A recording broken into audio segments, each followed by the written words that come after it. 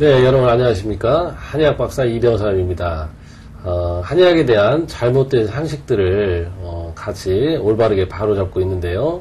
오늘은 우리가 질환 단위에 들어가서 아토피에 대해서 한번 알아보도록 하겠습니다.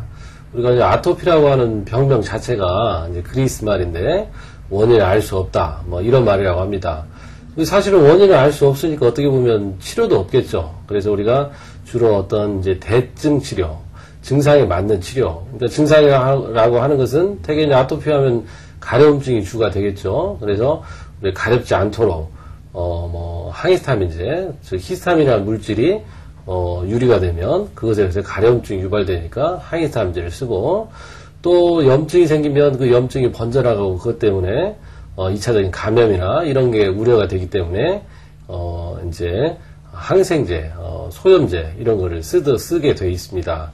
그런데 우리가 한의학에서는 이 아토피를 충분히 완치시킬 수 있는 질환으로 생각을 합니다. 아토피라고 하는 것은 건조해서 생기는 병이라고 정의할 수가 있습니다. 근데 우리가 사람마다, 체질마다 이제 그 건조한 원인이 틀린 거죠. 우리가 건조해서 물을 찾기 위해서 긁으면 어떻습니까? 긁으면 피가 나거나 짓물르죠. 그러면 결국 물을 찾게 된 것이죠. 그러니까 더 이상 긁지를 않습니다. 그러면 이 건조한 이유가 우리가 아토피 하면 무조건 건조한 이유가 열에 의해서 있기 때문에 뭐 찬성질의 음식을 먹거나 찬약들을 주로 쓰는데, 사실은 그렇기 때문에 병을 낫지를 못하는 것입니다. 우리가 건조한 것에는 여러 가지가 있는데, 체질적으로 우리가 뭐 태양인에 해당된다 그러면 이런 사람들은 기가 자꾸 이쪽으로 올라가서 이 수렴하는 기운이 없습니다. 그러니까 진액이나 수분이 다 날아가 버리겠죠.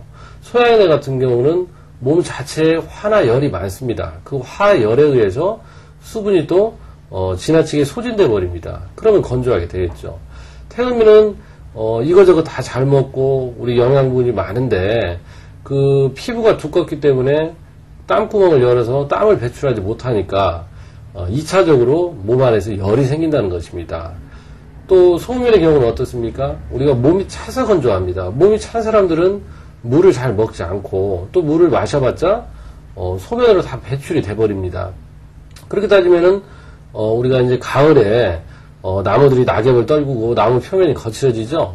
그러니까 우리가 여름에 공기가 따뜻해져서 우리가 수증기가 올라가면 이 수증기가 찬 기운을 만나서 비가 돼서 떨어지고 또 이게 뿌리 쪽으로 다 내려가 버리니까 낙엽을 떨구고 나무 표면이 거칠어지는 것입니다. 이것이 바로 소음인의 아토피입니다.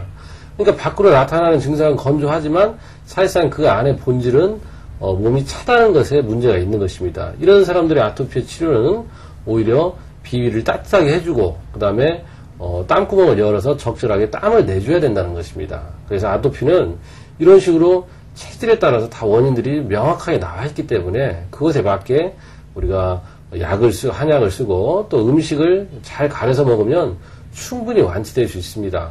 아토피는 화나 열, 그 한 가지 원인이 아니고 그 다음에 무조건 요즘 환경 탓을 하는데 그 환경이 누구나 똑같이 노출이 되어도 어떤 사람들은 생기지 않고 어떤 사람은 생기고 그렇지 않습니까?